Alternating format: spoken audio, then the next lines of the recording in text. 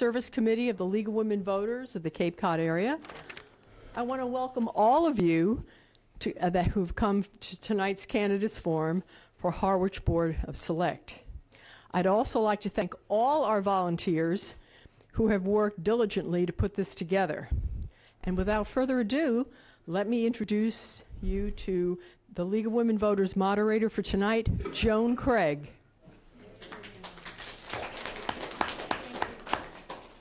Thank you, Rosemary. Welcome to the Harwich Candidates Forum, and this is for 2 seats on the Board of Selectmen. As mentioned, it is sponsored by the League. I do have to put a little plug in for the League, so bear with me. My name is Joan Craig. I am not a resident of the town of Harwich, and this is one of the procedures that we go through for the League. The League is a nonpartisan political organization and encourages informed and active participation in government, works to increase understanding of major public policy issues, and influences public policy through education and advocacy. The League does not endorse political parties or candidates in elections, but we do advocate for issues that the organization has studied and takes a position on after consensus from our members. The other little asterisk here is that the League of Women Voters has the word MEN in it. We have men who belong to our league and take some very good stances on issues and also take leadership roles. So if you're not a member, we hope that you will join. A few housekeeping comments. Restrooms, as you should know, are through the door quietly and straight ahead. Please put your phones on mute. We also allow the candidates the time to answer as many questions as possible. We're going to do this for approximately an hour unless we run out of questions. I ask that you hold your applause until after the closing remarks of the candidates and of myself. That way we can get more questions in. In order to participate in this forum, those of you in the audience can request index cards on which to write a question. We ask that you print legibly, and the volunteers, Marie and Elizabeth, if you raise your hands out back there, they have index cards. You can just raise your hand to get their attention, fill something out. They'll bring it up to Joy. Joy to my right will sort the questions for me, and we'll combine any that are similar questions where there might be duplication. Non-issue oriented questions will be eliminated. Candidates participating in today's forum have been given the format ahead of time and have agreed to the instructions. We are allowing each candidate a 2-minute response to questions and a 2-minute closing statement. Many of you may have been here in the past where we did an opening and a closing. We've made the decision we can get more questions in by eliminating the opening statement because you will hear that information throughout the evening. Each candidate has the option to utilize his time to respond to another candidate's prior comments or to expand on issues not related to the initial question during their response time or during their closing statements. Tricia, to my left, is the timer. She will hold up signs to indicate when candidates need to wrap up. 30 seconds and stop for their responses. I will allow each speaker the opportunity to finish his sentence as we approach the end time, but will stop the speaker as appropriate. As I noted, you can finish your sentence as long as it's not a paragraph. 3 individuals are running for 2 3-year terms on the Board of Selectmen. Incumbent Don Howell, hi Don, Jeffrey Handler, and Peter Piekarski. Peter is unable to join us this evening. And as a side note, we should also mention that Judith Underwood has withdrawn her name, due to some commitments with a job. So we're going to go right to the questions now, and we will begin. Prior to starting this evening, we drew numbers from a hat, and we're going to start the questions with Don, and we're going to have the closing statement, start with Jeff. So we're going to go right to the questions with Don. I do occasionally mess up, as we all do, so I give each one the same question. If for any reason I go on to the next question and you didn't get the chance to answer, I know you will very cordially remind me. So, starting. What do you think is the biggest challenge facing Harwich right now? Don. Thank you. Let me start off by thanking the League of Women Voters for sponsoring this tonight. I think that arguably the biggest challenge that we have is with the finite number of residents we have here, that we're facing hundreds of millions of dollars worth of sewering. And as it currently exists, the Department of Environmental Protection in Massachusetts is actually contemplating tripling the amount of houses that are going to be sewered at the same time as compressing the time frame that we get to pay them into 20 years. It's really a crushing debt. We have to work on how we can afford that.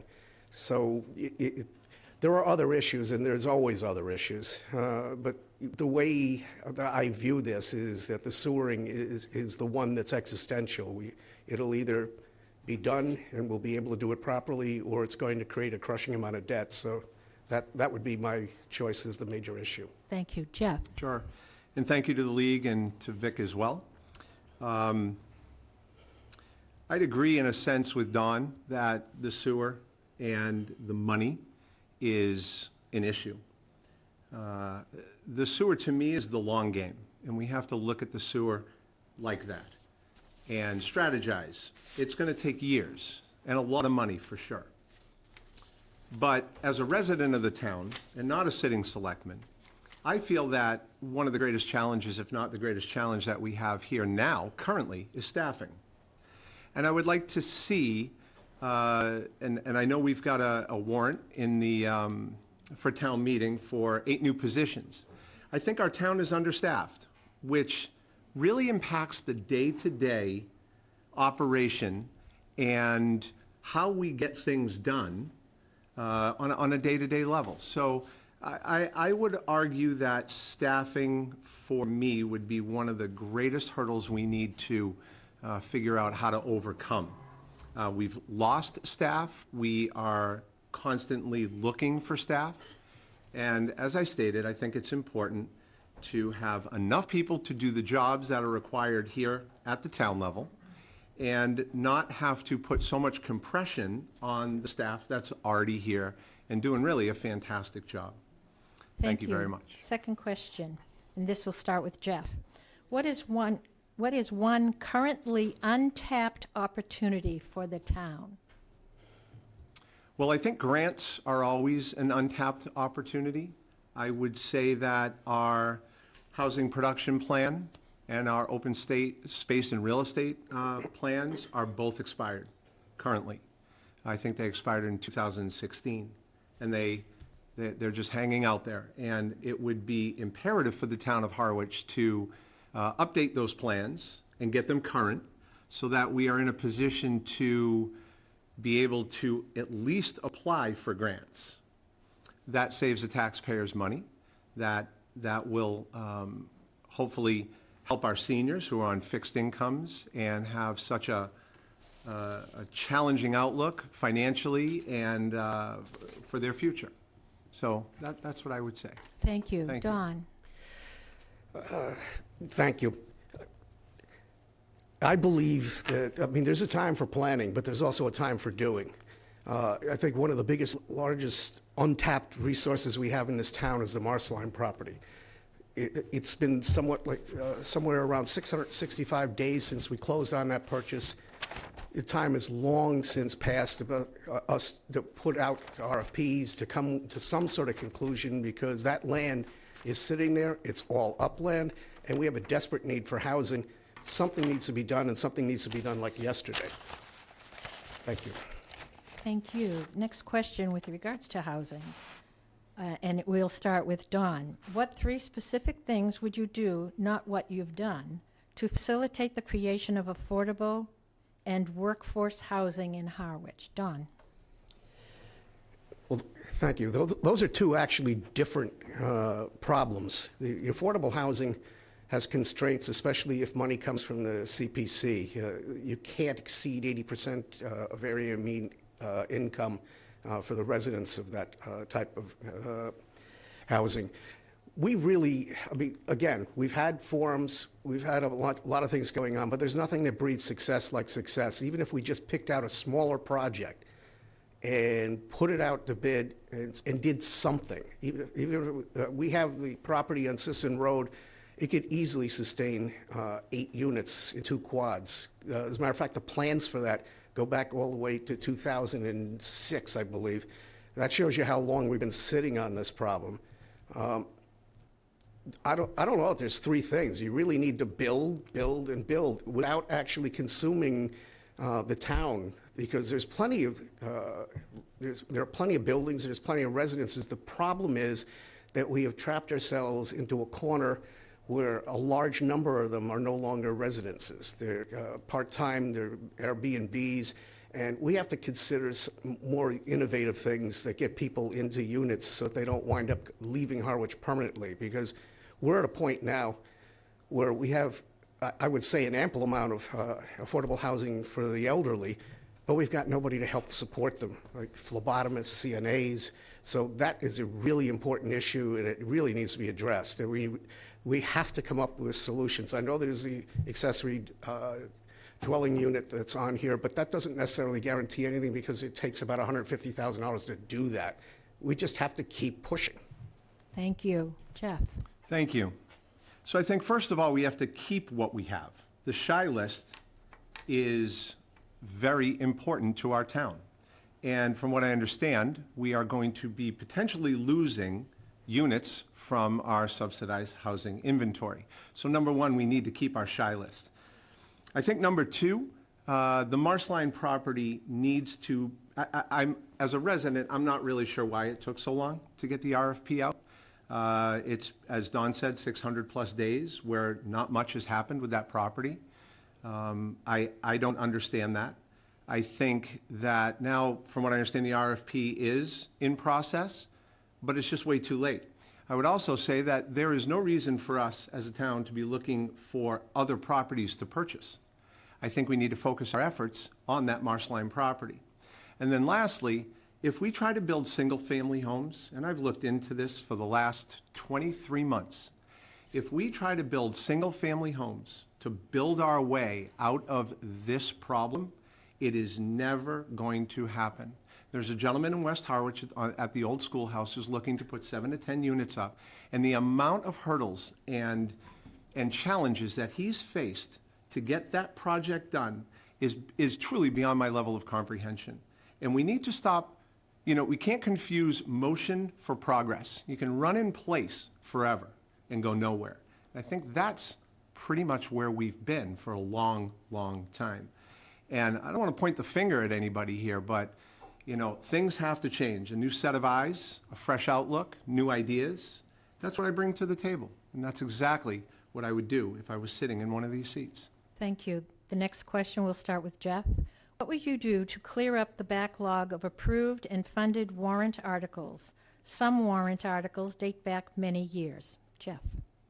Well, that's a great question. And I would, honestly, I need to know a little bit more about the articles, and I need to know a little bit more about how long they've been in the backlog.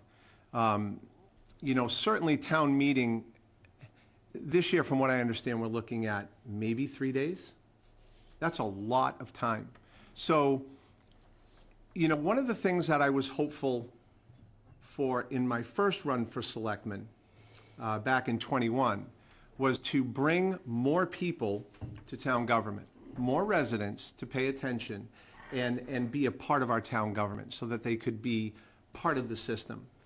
And, you know, unfortunately, I lost by 28 votes, but who's counting? Thanks, Joan. That was. No, that was Oh, Rosemary. sorry. So, you know, at the end of the day, I think what is important is the town come together. I think we need more people at town meeting, more people involved, and understanding what the warrants are about, and that should clean up the backlog. Thank you. Thank you. Don? Thank you. Hey, look, no selectman operates on their own. We operate as a board, and I believe that this board, over the last 2 years particularly, and certainly over the last year, has really dug in and tried to get us caught up in both procurements and on warrant articles. So the answer is, it's not sexy, but we have to pay attention to what's out there and what's open, and we have to complete whatever tasks are not completed, or sweep the money back and start over again. But again, this isn't like a lone wolf situation where a particular selectman gets to go and close out the warrants. And in all deference, the public isn't going to be able to do that either. It's something that has to happen with the board in concert with the town administrator. Thank you. The next question, we'll start with Dawn. What is your position on using Monomoy school funds for homeschooling?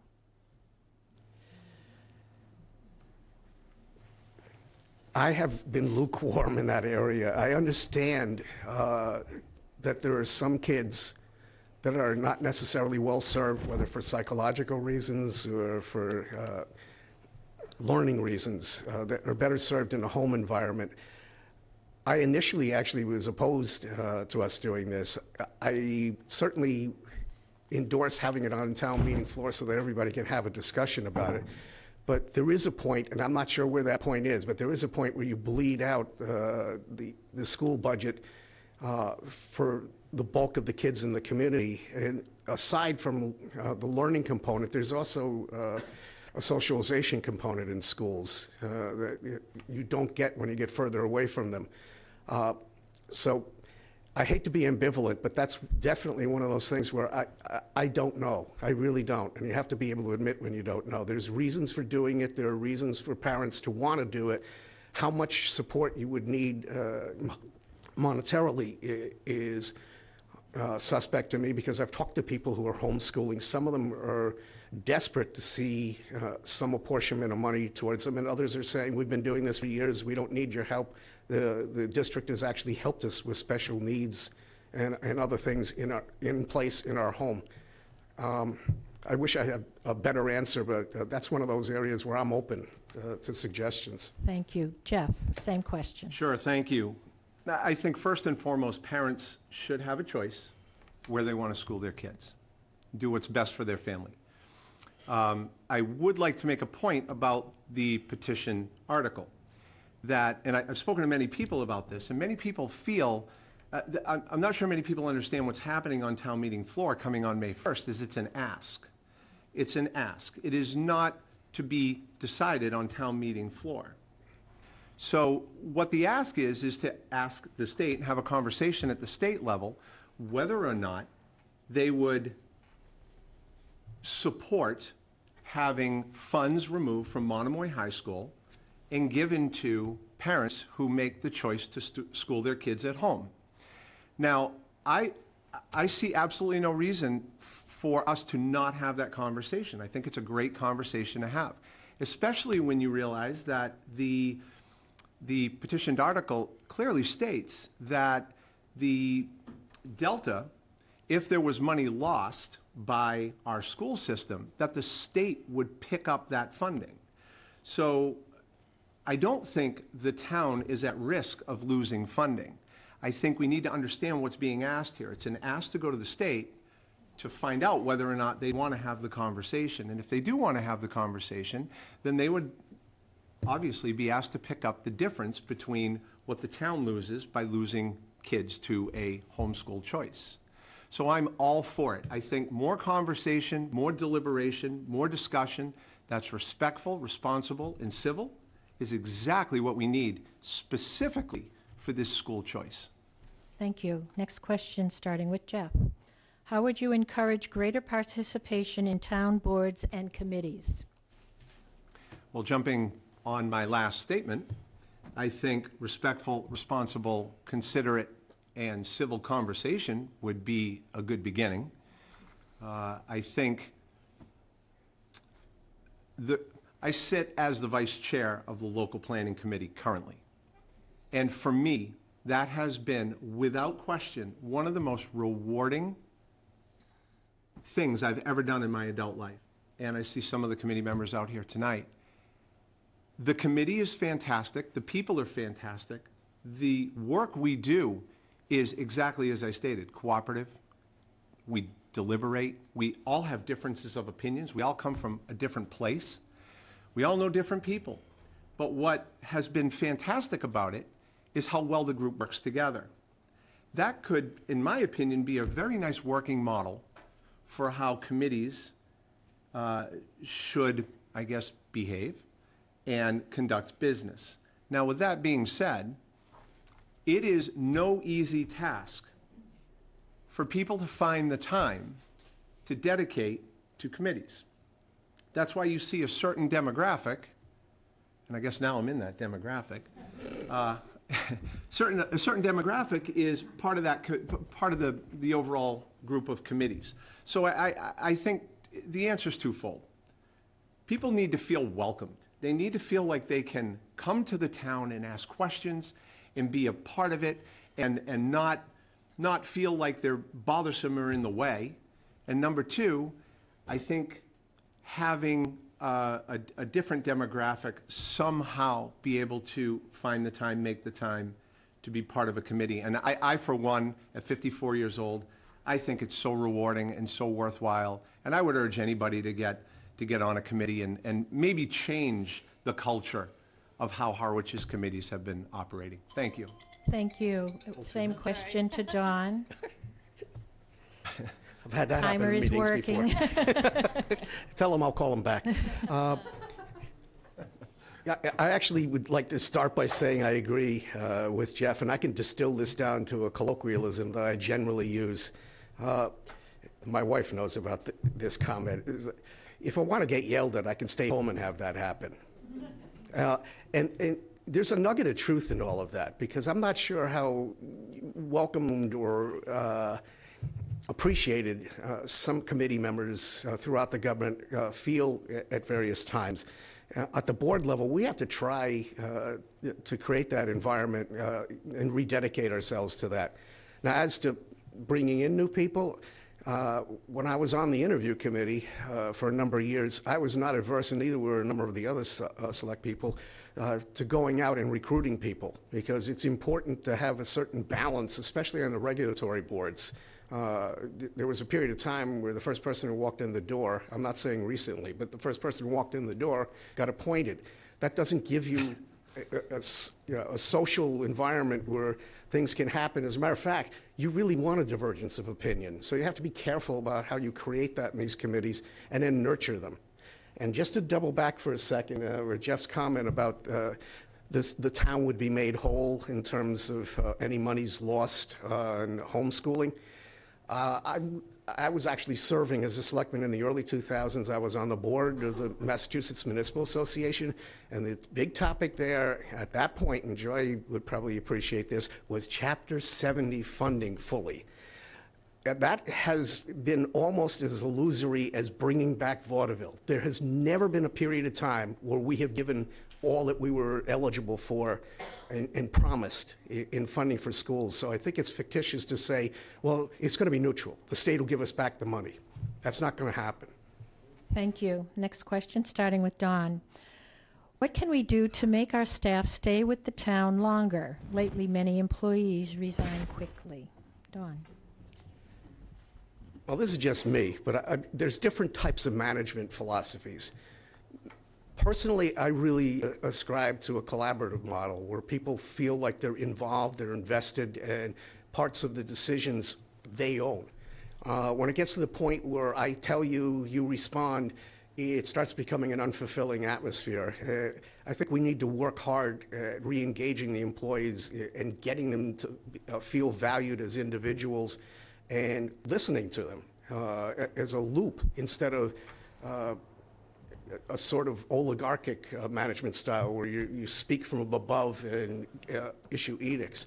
It's tricky to do, but it's very rewarding when it actually turns out well. So it's hard to get management to do that because essentially you're giving up what you believe is your authority to some degree. But I think that that's a really important issue that we have to address. Thank you. Jeff, same question. Sure, thank you. I think at the end of the day, we have to remember that our employees are feeding their families with these jobs. And as a small business owner here in Harwich and on Cape Cod now for the last 34, almost 35 years, I pride myself on the fact that I didn't lose a lot of employees and I didn't have a lot of turnover. I think absolutely respecting your employees, making them feel part of a team. A good leader is someone who earns the position. You don't just get given the button, I'm a leader. And it doesn't work that way. And pay scale, right? I mean, we have to take a look at our pay scale here. We have to take a good hard look at giving them the autonomy to make their own decisions and not be micromanaged. We also have to make sure that they have, and I said this earlier, I mentioned this earlier, enough support staff. Because it doesn't matter how great you do at your job, if you're being overworked, that runway is short. And that kind of low resolution thinking just isn't going to be sustainable to keep quality employees. And, you know, from like I said, as a small business owner, it's real simple. It's real simple. You have to have all those things in play, and then I believe we'd be able to keep our employees. You're not going to keep them all. Some are going to retire and some are going to move on, and we should celebrate the ones that move on to a better position. But the ones that are here, we need to take good care of. Thank you. Next question, starting with Jeff. Are you in favor of capital needs study for 204? I assume that's the art building by the elementary school. To be a fully functioning building with AC? If not, why not? If so, why? 204 is a hot topic. I'll say a couple of things. I have a few thoughts on this. The 204 building, we need to keep the asset. I'm in absolute support of keeping that asset. To rebuild that asset would really be far too expensive. I will also add that what Cara has done with the 204 building is nothing short of exceptional. And I think she is an all-star in every sense of the word. I've met with her a few times, and I'm so happy that we have her here. Another thought is when you go into that building, there's energy, there's vibrance. I mean, we have harbors, we have golf, and now we have a true cultural center, a place where people can go and create. And I think our town, we have two designations now. I think that is absolutely fantastic. But to get to the question about funds and appropriations and money, 2011 is when we identified capital needs for that building, and we did nothing. We've done nothing since 2011. So now we ask for $2.5 million, I believe, over 5 years. If we broke that down from 2011 until now, you're looking at about $200,000 a year just to keep that building managed. I don't know why nothing had been done. I would also give credit to the people who've stood up and said that they want a plan. And they want to know how the money's going to be spent. And they want to know how it's going to look when that building grows up, so to speak. But we are on a path right now that's good. It's not the final path, but it's a path right now that is good for the town of Harwich. And yes, we're going to have to make up for what we didn't do from 2011 on. But I think in the future, there needs to be an answer for the people who are asking, what are we going to do with the building and what is it going to cost? Thank you. Same question to Don. Thank you. I'd like to start by not giving short shrift to Carol and Carrie. She's the one who started and opened that building. That building was a wreck. I mean, just to bring us back, because the 2011 argument is great, but it wasn't a town problem. It was a school problem. And when the school district closed that building, they literally had people, it was almost like Pompeii. They had people frozen in place. They had trucks coming in and told everybody to drop what they were doing. I would start at the elemental part of this. I'm hugely supportful of the artist component of that building. And if you're going to be honest about it, it's going to need air conditioning if you want to utilize it for all year round. And the artist part of that would have to include that because tourism and the use of the building is going to bump up during the summertime, and it's exactly when you would need that. Now, I'm going to turn a little bit sideways here. The other thing that we have to consider is all these things happen within the context of what we can afford. I mean, you're raising a kid in a family, you have to be able to tell them, yeah, I'd love to be able to do this, but we have to do this.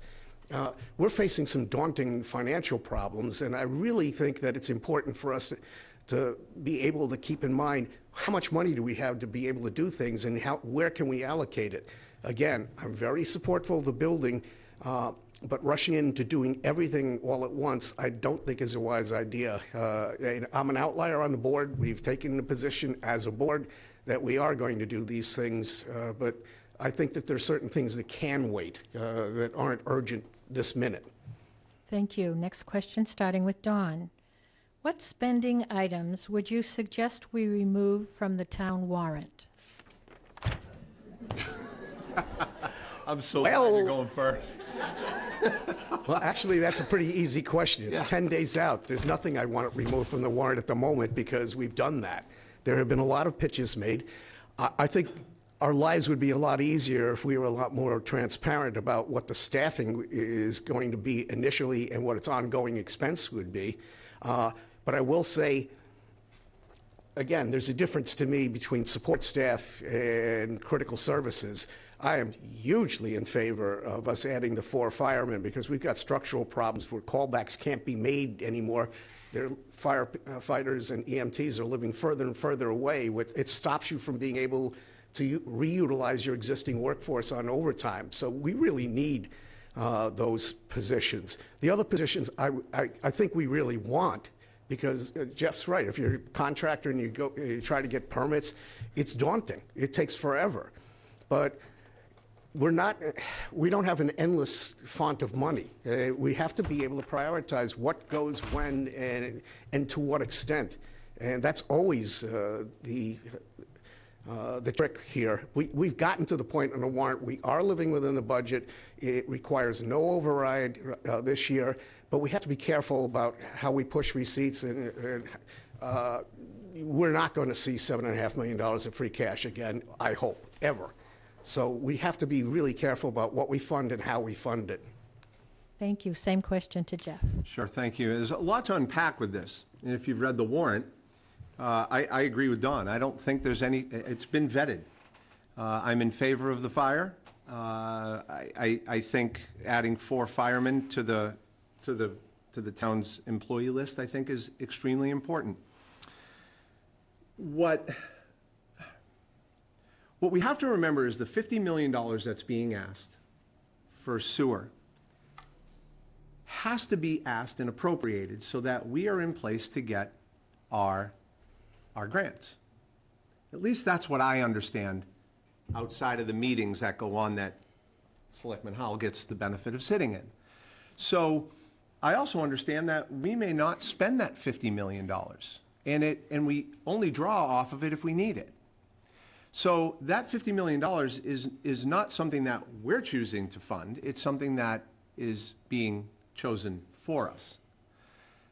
So we need to tighten our belts in other areas, but as I look at the warrant, I really, unfortunately, don't see anywhere or anything that I'd want to remove from 30,000 feet.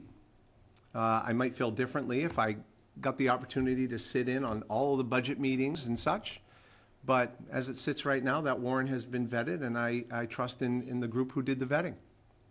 Thank you. Yeah, let me just make a point about what Don said earlier, and you know, you said that the building, the 204 building was not a town problem.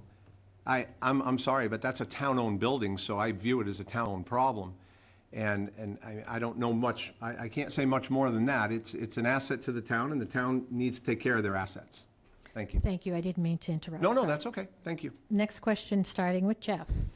Article 16 has 16 expenditures from free cash in one article. In the past, those would be each an article on its own, rather than having voters make amendments to pull out for separate votes. What is your opinion on this process? Sure.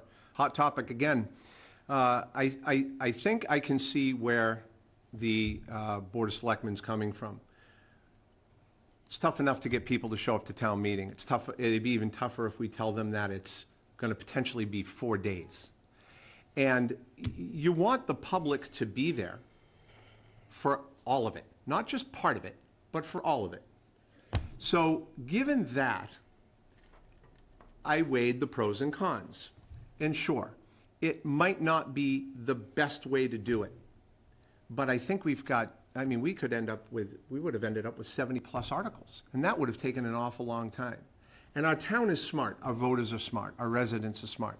And I believe wholeheartedly that if there's part of that article that they want to separate out and make an amendment on the floor, then by all means, that's exactly what you do. I don't think there's any trickery or sorcery, or I don't think anybody's trying to hide anything at all. I think it's a noble attempt at making it so people don't feel like, oh, I'm not going to go to town meeting because it might take 4 days. And I think lastly, I want to go back to the point I made about the town being an awfully smart bunch and very informed.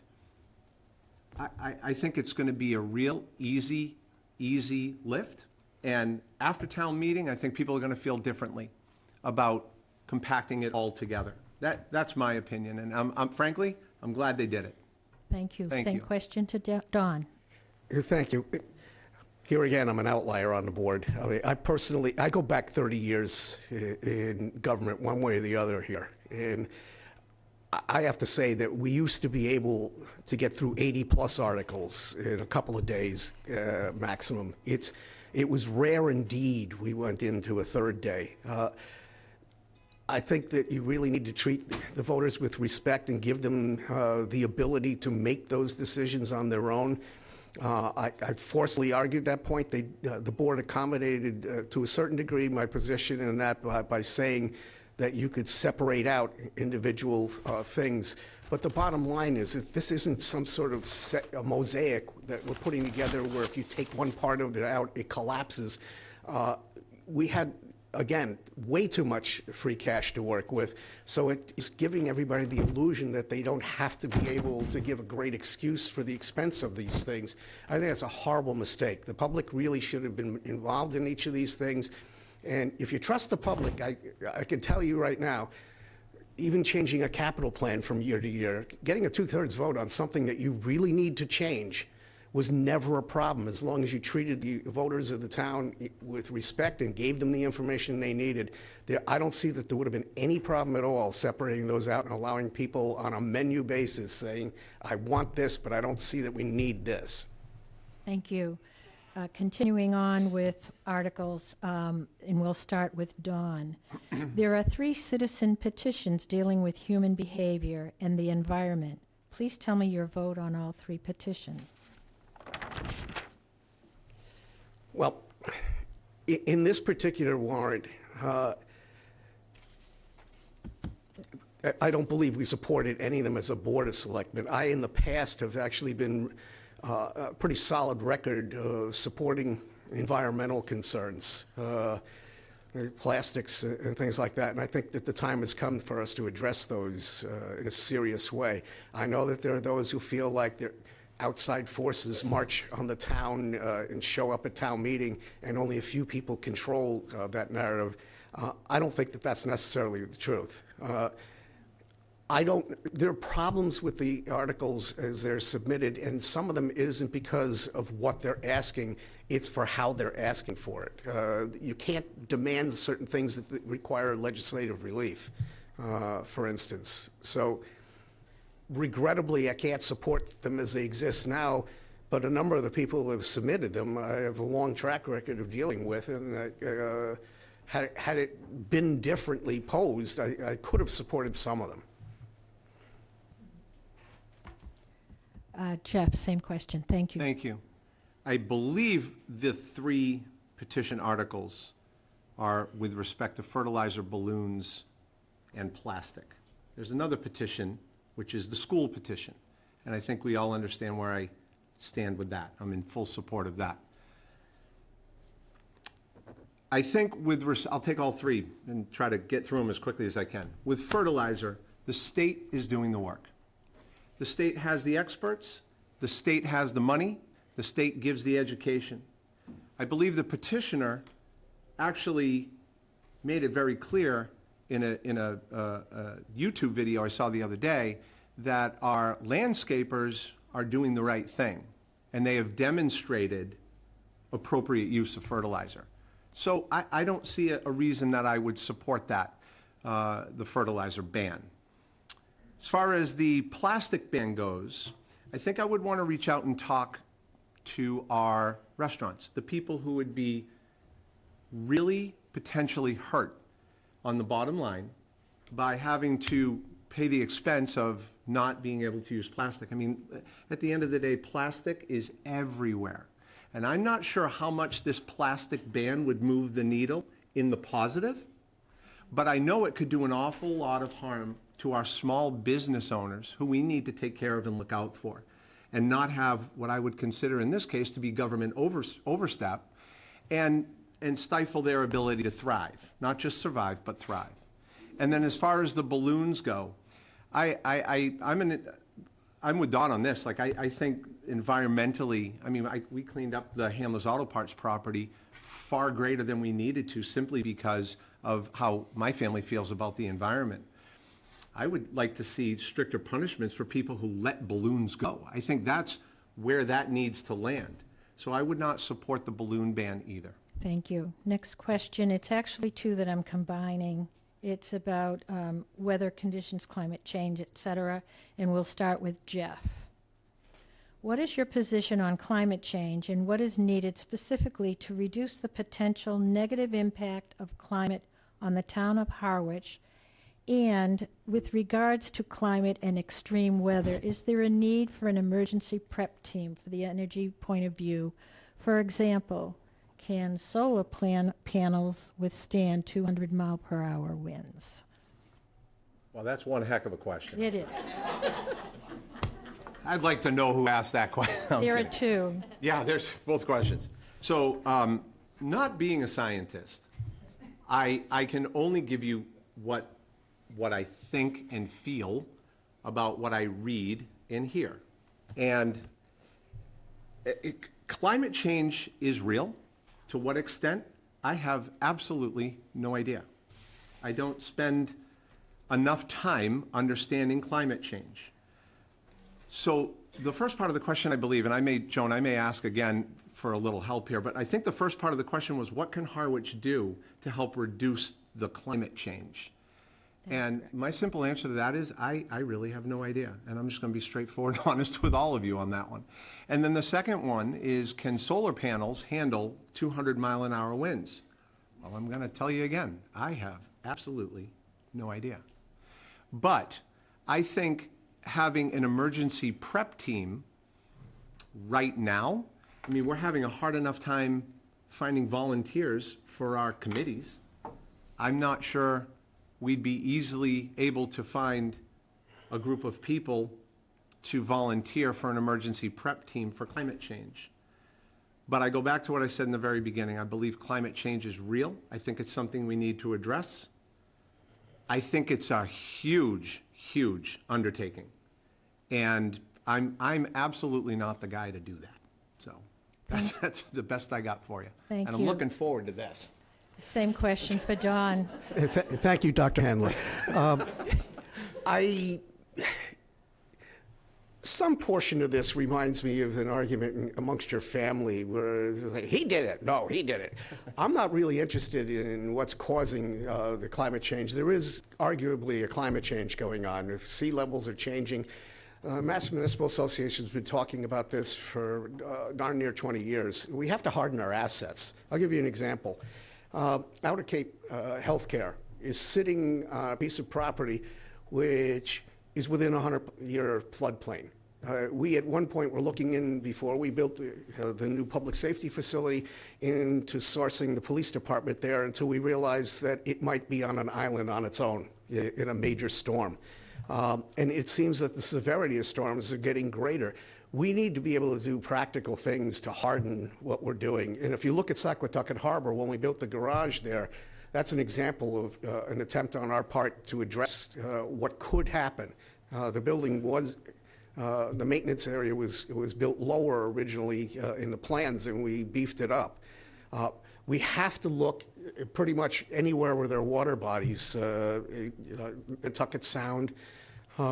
And we have to be able to understand what has to happen in order to be able to deal with that. We're working on new not wastewater, but stormwater runoff changes that we're investing in.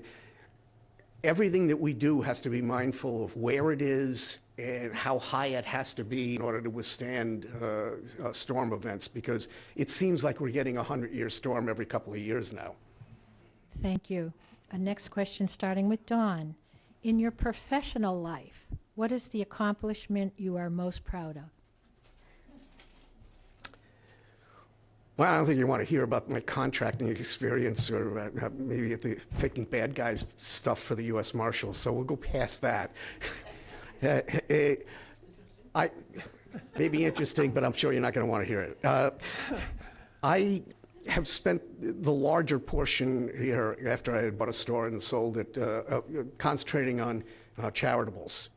And the two that I'm involved with right now, I'm chair of both the Harwich Ecumenical Council for Housing, which is HESH, and Sight Loss Services. I think they do a world of good. Most of the things that are significant on the Cape are done not in sunshine, on a stage, but they're done relatively quietly by volunteers who get together. And the remarkable thing about the Cape, from a kid who came from Yonkers, is, and by the way, our slogan was, "You're now entering Yonkers, who the heck let that happen?" Everything in that town was a secret. I think remarkably, the Cape is full of people, whether they grew up here and value the place that they grew up in. I know Jeff came from here, or whether you came here. And I've often said I wasn't fortunate enough to be born here, but I was smart enough to move here. There's a wealth of people who do stuff, and that's what I want people to know, is that it's important to get involved. It doesn't have to be in the government. It just get involved. There's plenty of people doing really good work. Thank you. Same question to Jeff. Sure, thank you. I think small business here in Harwich and Cape Cod is truly the lifeblood of our town. And for 30, I don't think I could narrow my greatest achievement in business down to really one thing. I think it's more the collective being in business for 34 years here on the Cape Cod, employing hundreds and hundreds of people over those 34 years, making payroll, meeting their families, helping put their kids through college indirectly. I'm convinced that for me, watching my dad and my grandfather own and operate a small business and understand how to be part of the fabric of a community the way that those two did it, that made me want to open small business here when I graduated college, which I did. And there is no question for me that in 34 years, the good I've done is for the people who I've met and employed and been a part of their lives. And, thankfully, I continue to do that through my business and now at the town level. So for me, that's my greatest accomplishment is, I guess, longevity. Thank you. Next question, starting with Jeff. What do you know of the Pilgrim nuclear reactor owner Holtec's plan regarding wastewater, and what do you think of it? Well, what I can tell you is I don't know enough to speak intelligently on it, but I can tell you what I do know is if they are going to dump reactive chemical waste in any of our waters, who wouldn't be 100% dead set against that? And I'm thankful that there is a group of people who are paying a lot of attention to that, so that people like myself can pick up a paper and read what's going on, pick up the phone and ask what's going on. And, we can't be everywhere at once. I can't be everywhere at once.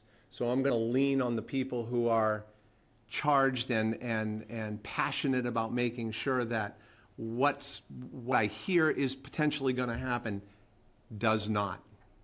And that's my position on that. Thank you. Sure. Same question to Don. Thank you.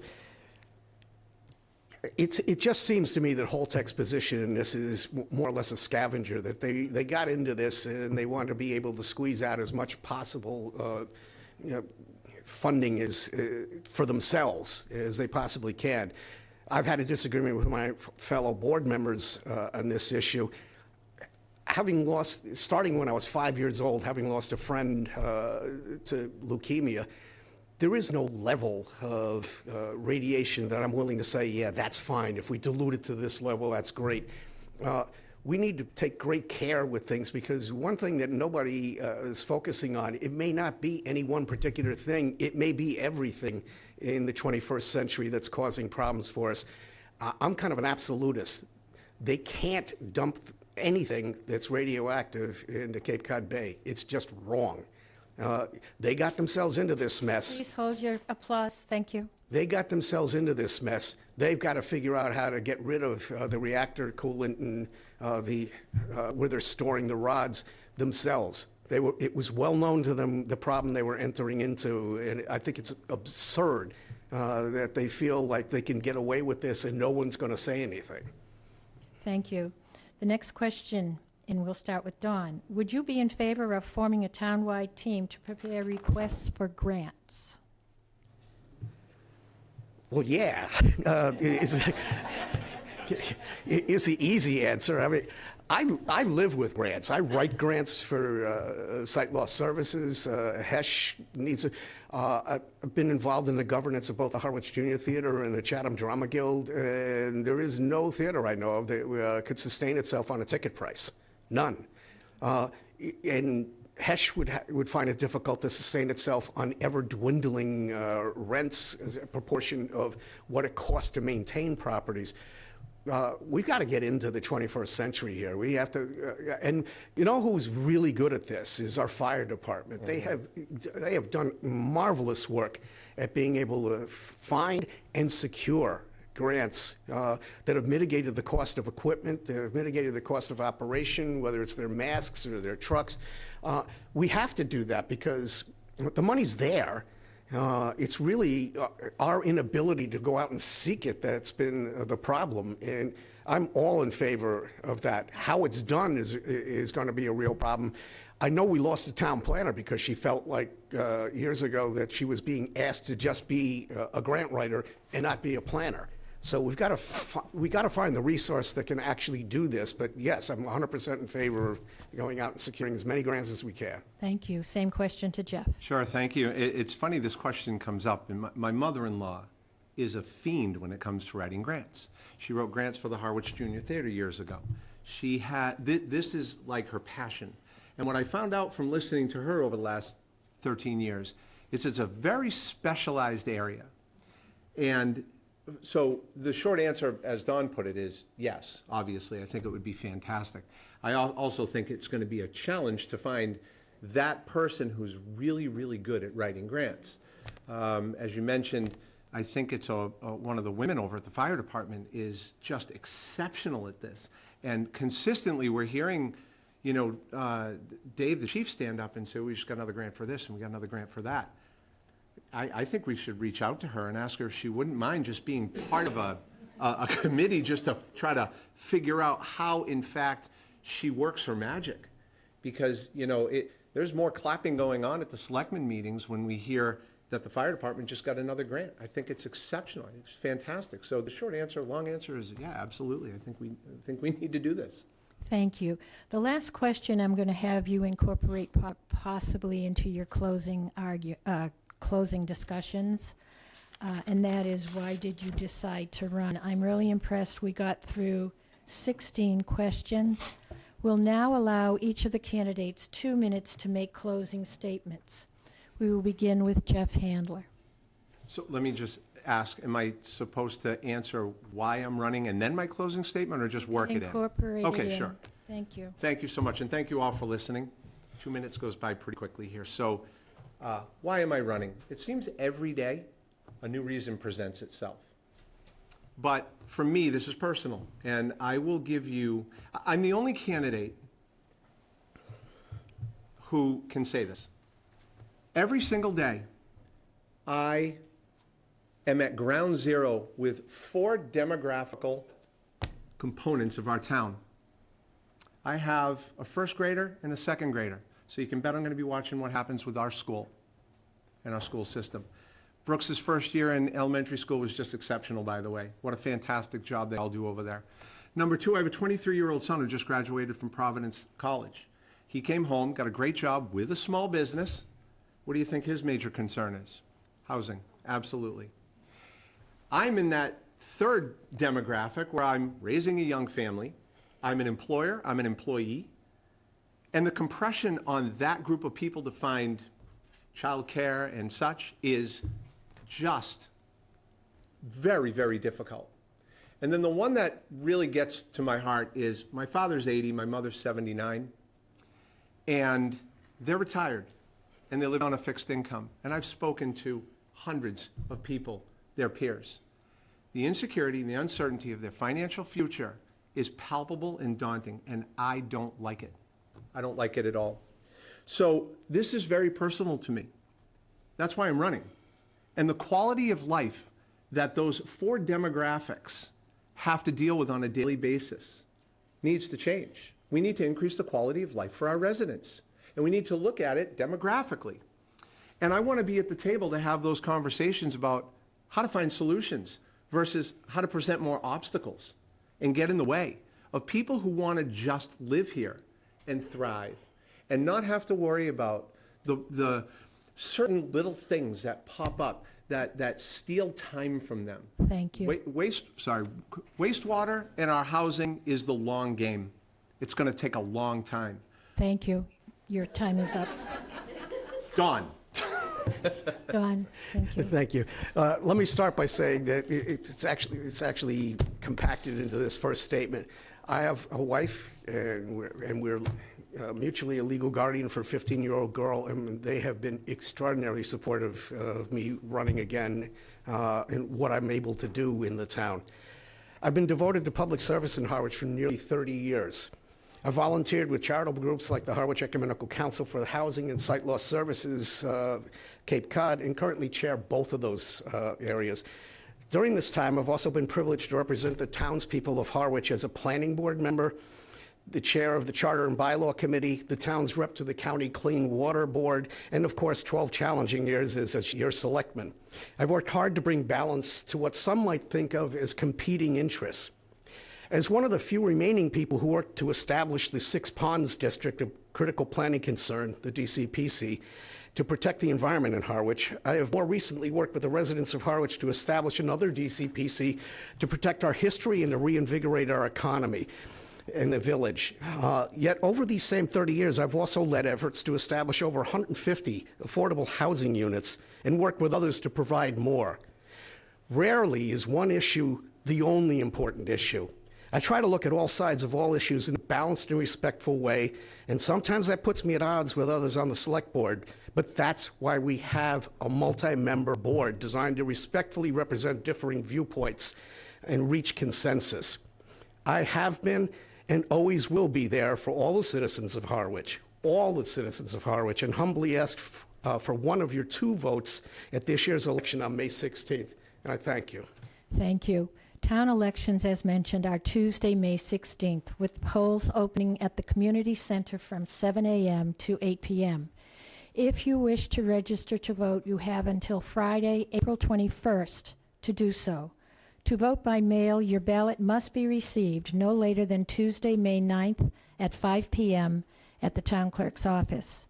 Thank you to our volunteers, Rosemary, Joy, Tricia, Elizabeth, and Marie, and to Channel 18 for broadcasting this today, and also it will be continued to be broadcast leading up to the elections.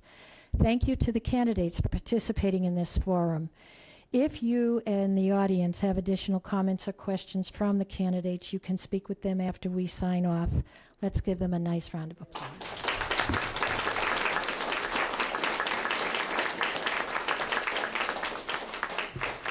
Thank you. Thank you, Joan.